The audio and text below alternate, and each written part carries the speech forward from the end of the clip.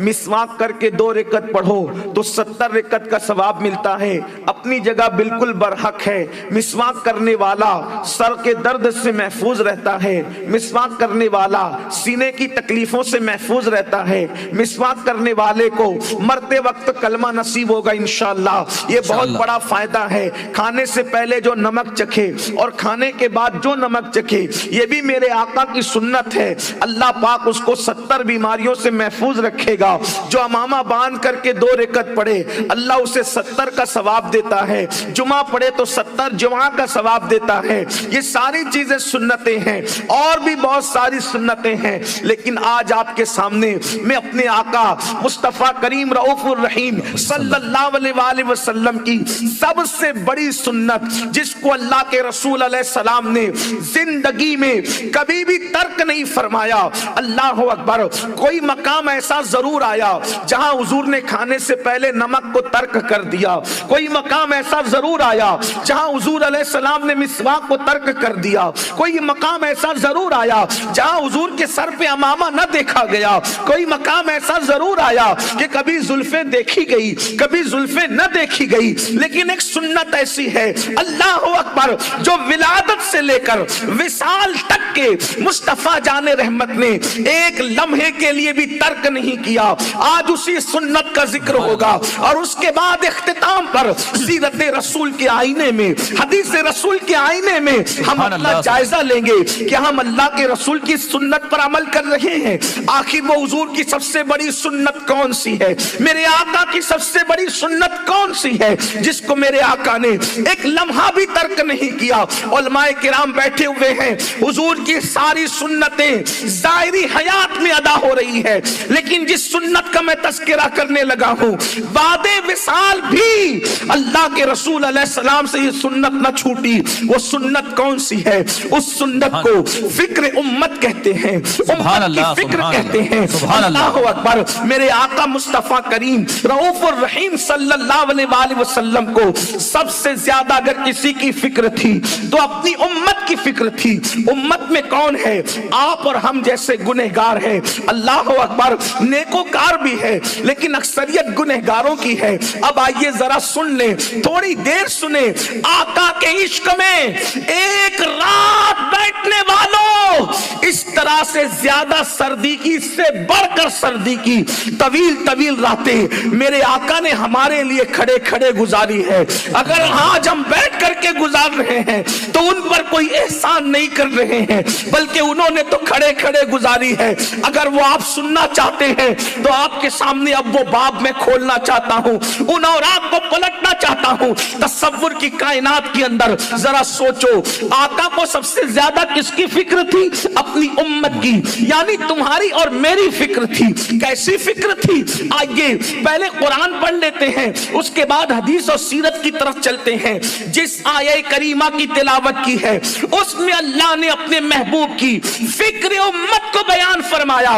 قرآن کہتا ہے لقد جاءکم رسول من انفسکم عزیز علیہ ما عنتم حریص علیکم بالمؤمنین رؤوف الرحیم۔ یہ وہ عزت والے رسول ہیں، اللہ اکبر، یہ وہ عزت والے رسول ہیں۔ ان کی شان یہ ہے کہ تمہارا تکلیف میں پڑنا، تمہارا مشقت میں پڑنا ان پر بڑا گرا گزرتا ہے۔ یعنی اے مصطفیٰ جان رحمت کے امتیوں، جب تم مصیبت میں گرفتار ہوتے ہو تو تمہارے رسول بے چین ہو جاتے ہیں، تمہارے محبوب بے چین ہو جاتے ہیں، تمہارے آقا بے قرار ہو جاتے ہیں۔ اب یہاں پر آگے بڑھنے سے پہلے ایک چیز کہنا چاہتا ہوں، اگر سردی کا اثر نہیں ہے تو آپ کی توجہ ہوگی، اور توجہ ہوگی تو مجھے کچھ نہ کچھ جواب ملے گا کہ آپ کو بات سمجھ میں آ رہی کہ نہیں آ رہی ہے۔ دیکھیے اللہ اکبر، اللہ کیا فرما رہا ہے؟ اللہ اکبر، عزیز علیہ ما عنتم حریص، تمہارا مشقت اور تکلیف میں پڑنا اس نبی کو گرا گزرتا ہے، بے چین اور بے قرار کر دیتا ہے۔ اب علماء سے پوچھو، آیت کا شان نزول کسی خاص مقصد کے لیے رہتا ہے، آیت کا شان نزول کسی خاص مقصد کے لیے رہتا ہے، لیکن اس کا حکم قیامت تک کے لیے عام رہتا ہے۔ जब तक अल्लाह रसूल तखसीस न करे, जब तक अल्लाह रसूल तखसीस न करे उसको कोई खास नहीं कर सकता। जैसे मिसाल के तौर पर आयत उतरी, कयामत तक उसका फैजान है, कयामत तक उसके अहकामात है। आयत उतरी, कयामत तक के उसकी बरकतें हैं, कयामत तक के उसके अहकामात हैं।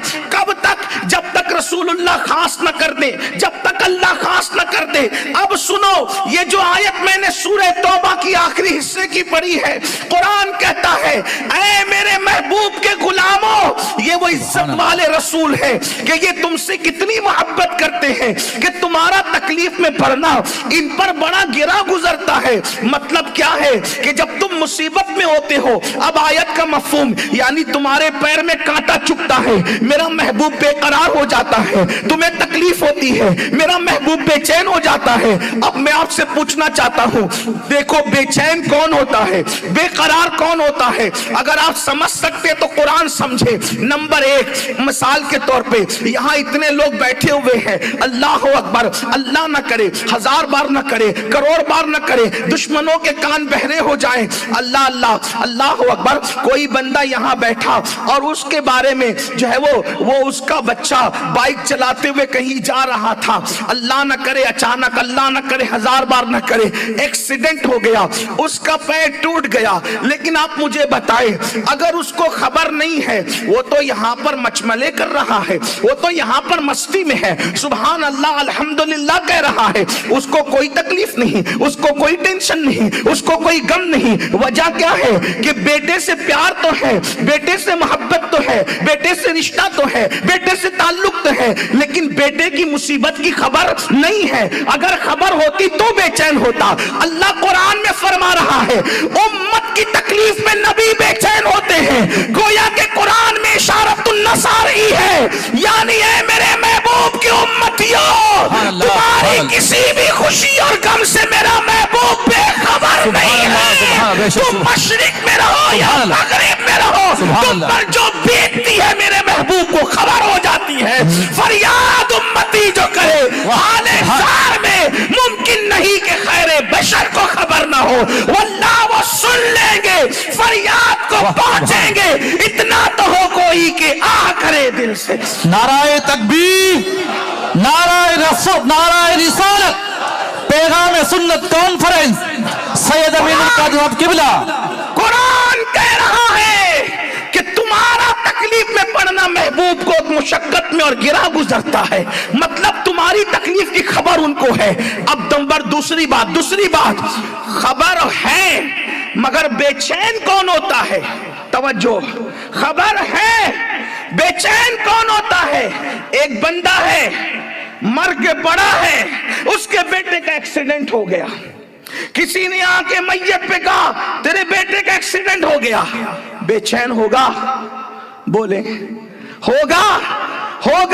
नहीं, क्योंकि मर चुका, मर गया, इसलिए उसको बेचैनी नहीं है, बेचैनी तो जिंदा को होती है। कुरान कहता है तुम्हारी तकलीफ से महबूब बेचैन होता है, मतलब इसको मुल्ताना समझना महबूब से। वाह वाह, सुभान अल्लाह, सुभान अल्लाह, वाह।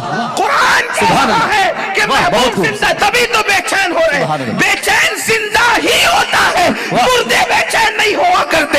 इसीलिए तो अहले सुन्नत का इमाम कसम खा के कहता है तू जिंदा है वल्लाह, तू जिंदा है वल्लाह, मेरे चश्मे आलम से छुप जाने वाला। नाराए तकबीर, नाराए रिसालत, हयातुन नबी, हमारा नबी। अंदाजा फरमाए तो कलमा पढ़ के भी महबूब से हसद क्या है? लोग कहते हैं महबूब कैसे आ सकते? मैंने कहा बनी इसराइल के यहाँ पैदा हो सकते हैं, जिनके सदके में अंबियाए बनी इसराइल को नबूवत मिली। अगर वो लिबास के साथ दुनिया में तशरीफ लाए तो तकलीफ की बात क्या है? तो हजरत सैयदा आमिना खातून फरमाती है कि वो लिबास के साथ आए और मैंने देखा कोई गंदगी का असर नहीं था, कोई नजासत का असर नहीं था, और मैंने देखा उन्होंने जैसे ही अल्लाह अकबर जमीन पर कदम रखा, पहला जुमला उन्होंने ये कहा अशहदु अल्ला इलाहा इल्लल्लाह, अल्लाह के सिवा कोई इबादत के लायक नहीं है, इन्नी रसूलुल्लाह, और मैं अल्लाह का रसूल हूं। यही तो फर्क है हजरत ईसा में और हमारे आका لگی ہوئی تہمت کو دور کرتے ہیں. ہمارے آقا آتے ہیں تو اللہ پہ لگی ہوئی تہمت کو دور کرتے نظر آتے ہیں. عیسیٰ ماں کی تہمت دور کرے کہ میری ماں پاک ہے. میرے نبی اللہ پر لگی ہوئی تہمت دور کرے کہ اللہ پاک ہے. جن کا تو شریک کر رہا ہے, جس کا تو شریک کر رہے لوگوں کو, بتوں کو شریک کرتا ہے, وہ پاک ہے ہر تہمت سے, ہر عیب سے. اور اس کے بعد عیسیٰ علیہ السلام نے کہا انی عبداللہ, میں اللہ کا بندہ ہوں. میرے آقا نے آگے کہا انی رسول اللہ, میں اللہ کا رسول بن کر کے آیا ہوں. پھر اس کے بعد سیدہ آمنہ کہتی ہے انہوں نے سر سجدے میں رکھ کر کے کہا رب حب لی امتی, رب حب لی امتی, رب حب لی امتی. یعنی امت کو یاد کیا کیا, اے اللہ میری امت کا معاملہ میرے حوالے کر دے, میری امت کا معاملہ میرے حوالے کر دے. مطلب کیا, اس امت سے حساب نہ لیا جائے, اس امت کو مشقت میں نہ ڈالا جائے, اس امت سے سختی نہ کی جائے, اس امت کا معاملہ میرے سپرد کر دیا جائے. اللہ اللہ, حضور امت کے لیے دعا کر رہے ہیں. یعنی فکر امت پہلے دن سے ہے. اسی لیے میرے امام کہتے ہیں پہلے سجدے پہ روز ازل سے درود, پہلے سجدے پہ روز ازل سے درود. یادگاری یہ امت پہ لاکھوں سلام. اللہ اکبر. دیکھا آپ نے پیدا ہوتے وقت امتی امتی کہا, پھر ساری زندگی امتی امتی کہا. آئیے لگے ہاتھوں حارث رومی کا ایک لکھا ہوا واقعہ سن لیں, اس سے اندازہ کریں آقا کے دل میں امت سے پیار کتنا ہے, آقا کے دل میں امت کی محبت کتنی ہے, آقا کے دل میں امت کے لیے درد کتنا ہے. اللہ اکبر. حضرت عارف رومی فرماتے ہیں, علامہ جلال الدین رومی جس کو اپنے الفاظ کے جامع میں پیش کر رہا ہوں, ایک مرتبہ کا واقعہ ہے. سید الملائکہ جبریل امین حضرت جبریل میرے آقا کی بارگاہ میں آتے ہیں اور آ کر سلام پیش کرتے ہیں, اور سلام پیش کرنے کے بعد حضور علیہ السلام ان کا چہرہ دیکھتے ہیں, اور چہرہ دیکھ کر جبریل سے پوچھتے ہیں اے جبریل یہ بتاؤ کہ تم جب بھی میرے پاس پہلے آتے تھے تو تمہارے چہرے پہ بڑی تبسم ہوتی تھی, بڑی خوشیاں ہوتی تھی,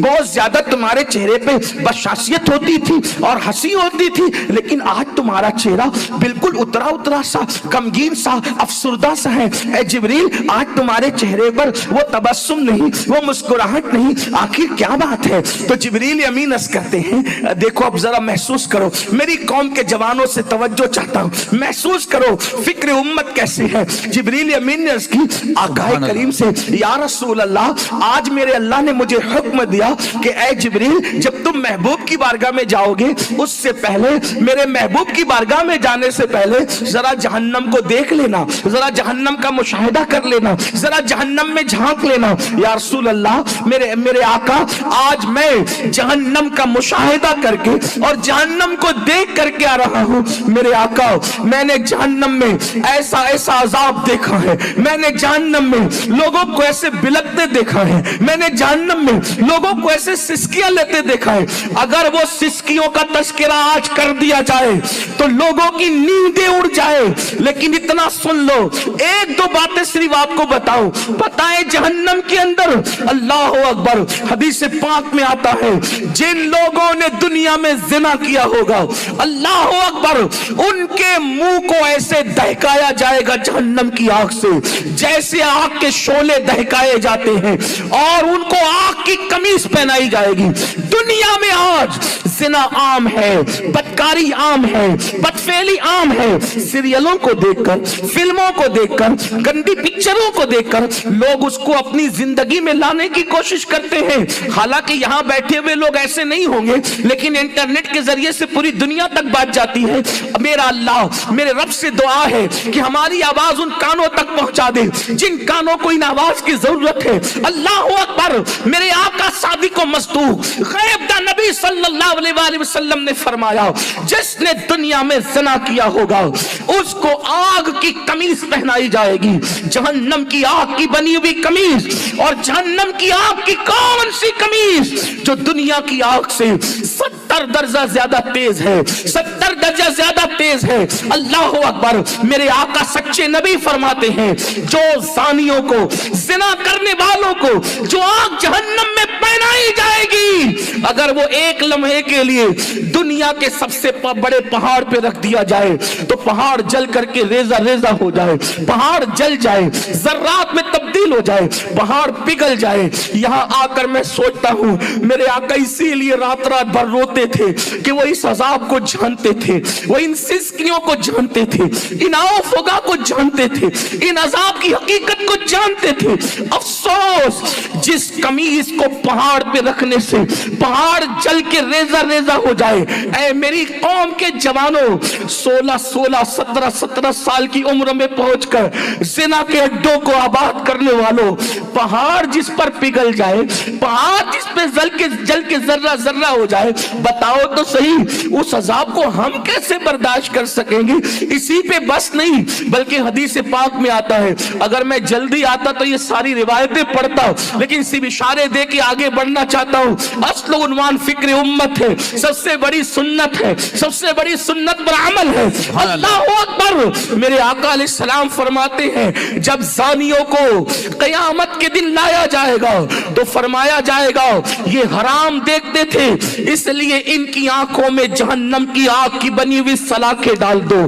میں اللہ اکبر پوچھنا چاہتا ہوں, فلم کے ہیرو کو, اداکار کو آپ نے آئیڈیل بنا لیا, جو ہے وہ سیریل کے اداکاروں کو آئیڈیل بنا لیا.